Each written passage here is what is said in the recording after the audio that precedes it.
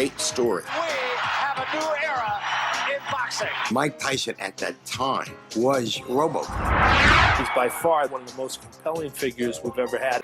There's a lot of mythology that surrounds Mike Tyson.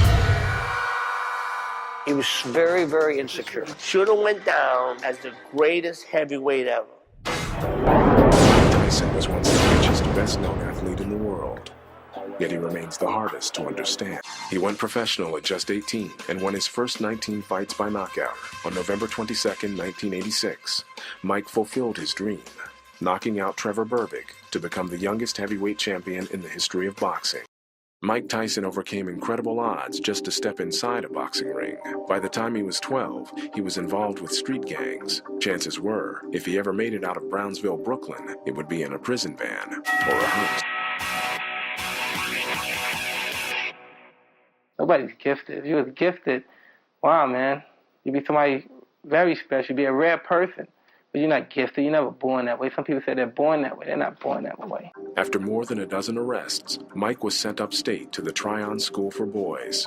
It was there that he heard about a special program run by a counselor and former professional boxer, Bobby Stewart. He said, I wanted to come and see you. Mr. Stewart, I want to work with you, and I wouldn't even hear. I said, all these kids want to be fighters. I said, but they don't have the nerve to work and stuff and stay out of trouble. You can't be in trouble and be a fighter.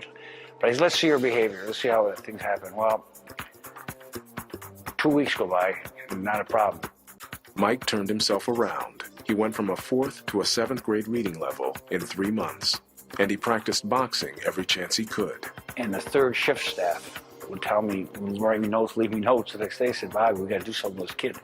Well, it was 3 o'clock in the morning, and he said, the kid is still practicing what you showed him. In the dark, the lights are out. With that work ethic, he would have succeeded at whatever he took up. Didn't end up going places like that, you know, and ended up going in the wrong direction, probably 80% of them. This kid is going to make it. Mike Tyson was still only 13 years old, but Stewart knew he would have to find someone to take Mike to the next level. He arranged to take him off the school grounds to meet the legendary boxing trainer, Cus D'Amato. Mike Tyson grew up in Brownsville, Brooklyn, one of the toughest neighborhoods in New York. After being sent upstate to a reform school at age 13, he was brought to Cus D'Amato, a legendary boxing trainer. And I could see by the difficulty you had before, you weren't accustomed to using your legs properly. It was like it must have been at Sutter's Mill in California when some guy saw this blinking stuff in the stream, and he said, you know, that could be gold. So then Bobby calls up Cus, says, I got a guy that you got to take a look at, and that's Mike Tyson. So they start sparring. Bobby kicks the heck out of him, but Tyson takes it the whole way. Tyson was obviously trying to impress us. He understood what was at stake. He wanted to ace his audition. So after, was 2 rounds, Cus says, I seen enough. I said, oh, no. He says, Mr. Stewart says, we got to go 3 rounds. If you start, you got to finish. So we went the 3rd round. I walked in the corner. Cus was taking my gloves off. I said, what do you think? And Cus says, this is the next heavyweight champion in the world. But despite D'Amato's prediction, the odds were still against Tyson. D'Amato was a successful trainer, having produced 2 world champions. But for a boy who had accomplished nothing at this point in his life, it was a long shot at best. Mike began to learn everything about boxing, and everything that Cus knew, Mike wanted to know. This way, catch him here. That's what you're aiming at here. There was no more ardent student of boxing history and boxers that I knew of than Mike Tyson. When Mike was released from Tryon just after his 14th birthday, D'Amato arranged to have Mike live with him and several other boxers. I brought him down to Cus's house, and the first time he saw the house, he said, what am I going to do here? This is where you stay. He says, what am I going to do, take the garbage out? I said, probably. I said, there's things, you're going to have chores to do, just like the other kids do. And it's private. And he looked, he couldn't believe it at first. He gave us a hug again and stuff, and he said, just remember, it's up to you, nobody else. Work, and I always had to be the tough guy, you know, or try to be, and that's where it started. Mike would just watch all the old fights, watch them all, then talk to Cus, or Cus would talk to him. Over the next 4 years, Mike was in the gym, training every day, absorbing everything that Cus and his crew would teach him. He proved to be an apt pupil. After blasting through the amateur ranks, Mike turned pro at 18.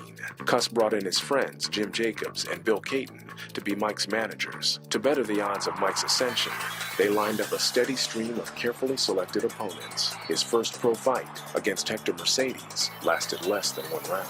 It made for a spectacular highlight reel. It was like a cartoon. I mean, guys were flipping through the air and flying onto their backs. And, it was just amazing to watch. The title. He spent the next few years sweeping up all 3 Boxing Association titles, fighting all comers until only 1 challenger remained.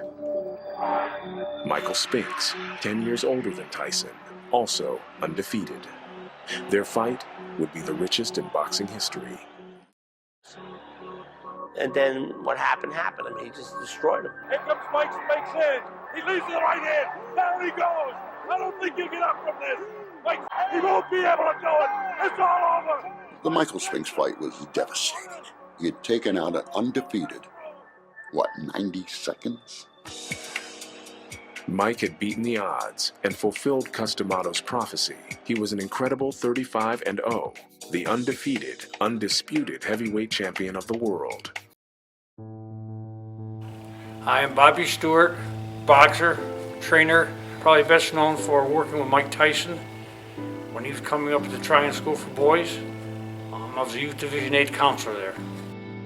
Started Mike Tyson off in boxing back in 1980, and we continued on from there. I'm working now on different books and so forth, and I'm still very interested in helping youth in any way I can, in giving talks, question and answer talks in juvenile facilities or schools or anything like that. I will talk to youth, whether they be incarcerated or schools or whatever, if it can help in any way. After the work I've done with Mike Tyson, got him on the right road with discipline and hard work, I think I can help other kids, and I'm willing to do it. I need to come to your school or institution or whatever and talk to the kids and let them ask me questions and maybe get them on the right track.